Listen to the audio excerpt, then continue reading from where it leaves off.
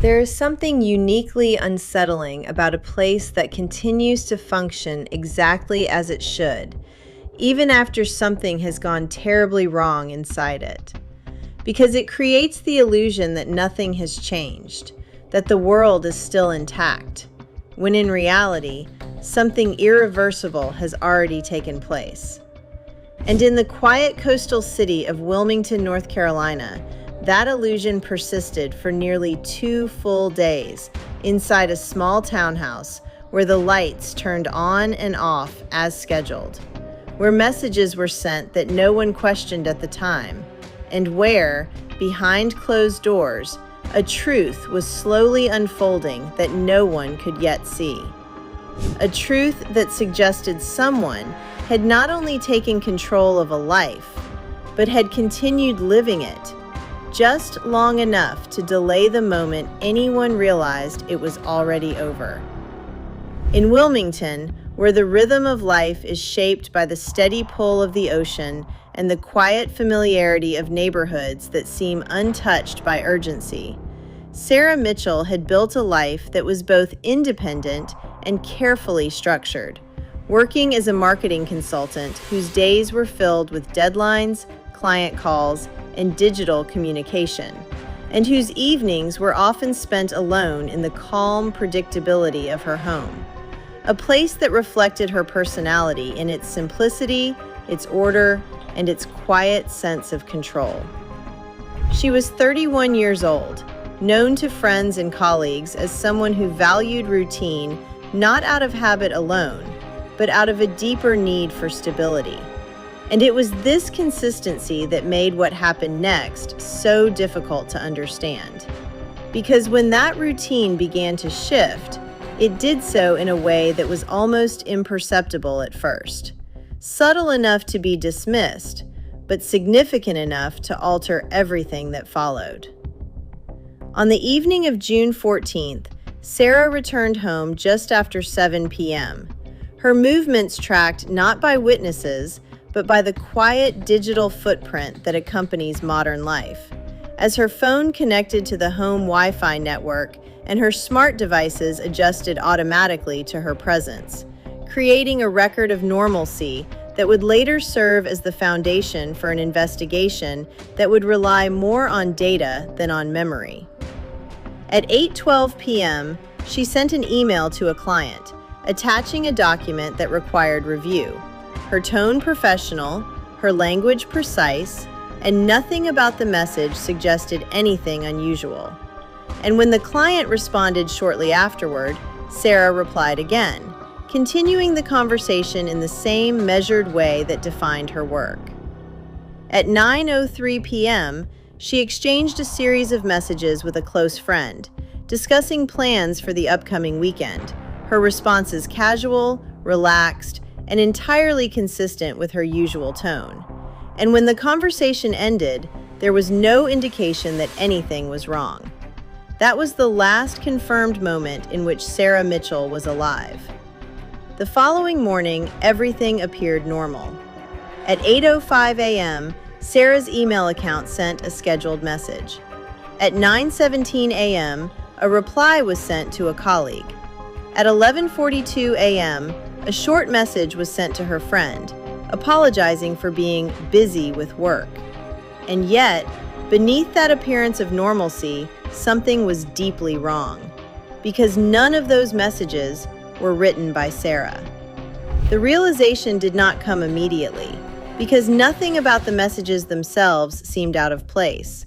But as the day progressed and Sarah failed to respond to calls, failed to answer her phone, and failed to engage in real-time communication, a subtle unease began to take hold, growing slowly until it could no longer be ignored. By the second day, when her absence extended beyond what could reasonably be explained, a welfare check was requested. When officers arrived at Sarah's townhouse, they found the front door locked, the windows secure, and no immediate signs of disturbance. And yet, as they entered, there was an atmosphere that felt strangely suspended, as though the house itself had been left in a state of continuation rather than conclusion. The living room was neat, The kitchen was clean. Her laptop was open on the desk, and her phone was nowhere to be found. It was in the bedroom that they discovered her. Sarah Mitchell was lying on the floor beside her bed, her body positioned in a way that suggested neither struggle nor escape, but something quieter, something controlled.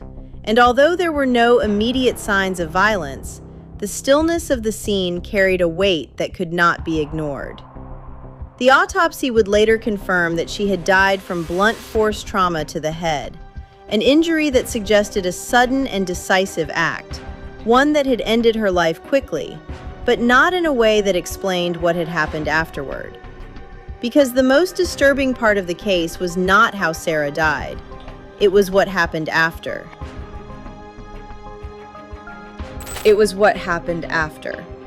The digital evidence revealed that someone had continued to use her devices, sending emails, replying to messages, and maintaining the illusion that she was still alive.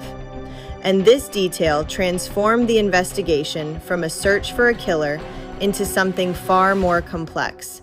A search for someone who had not only taken a life, but had attempted to control the narrative that followed. The breakthrough came when forensic analysts began examining the metadata of the messages sent after Sarah's death, identifying subtle inconsistencies in typing patterns, response timing, and device usage that pointed towards someone attempting to imitate her behavior, but not quite succeeding. These discrepancies led investigators to a suspect named Nathan Cole, a freelance technician who had previously assisted Sarah with setting up her home office network. Someone who had been inside her home, had access to her devices, and had a level of familiarity that allowed him to navigate her digital environment with confidence. What made Nathan Cole particularly significant was not just his access, but his motive, because records revealed a series of increasingly personal messages he had sent to Sarah in the weeks leading up to her death. Messages that had gone unanswered, messages that had shifted in tone from professional to personal, and eventually to something more obsessive. When Nathan was brought in for questioning, his initial responses were calm, controlled, and carefully measured.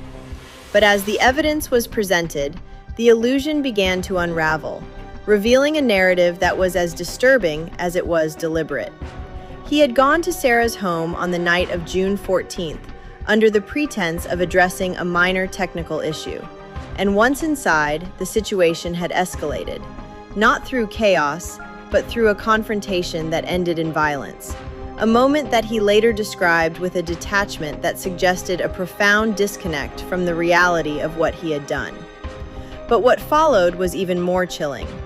Rather than leaving immediately, Nathan had remained in the house, using Sarah's devices to send messages, to respond to emails, and to maintain the illusion that she was still alive, buying himself time, delaying discovery, and attempting to control the perception of events in a way that extended his presence beyond the moment of the crime.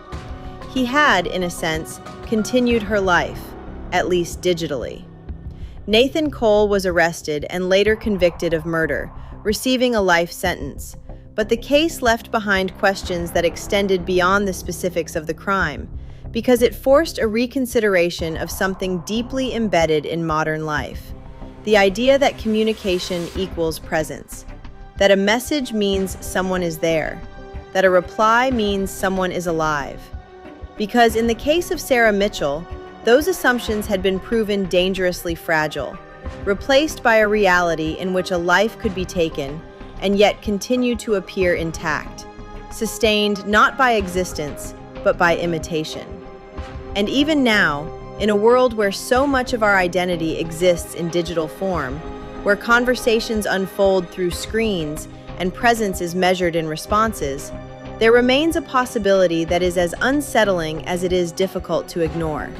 That sometimes the person you are communicating with is no longer there at all.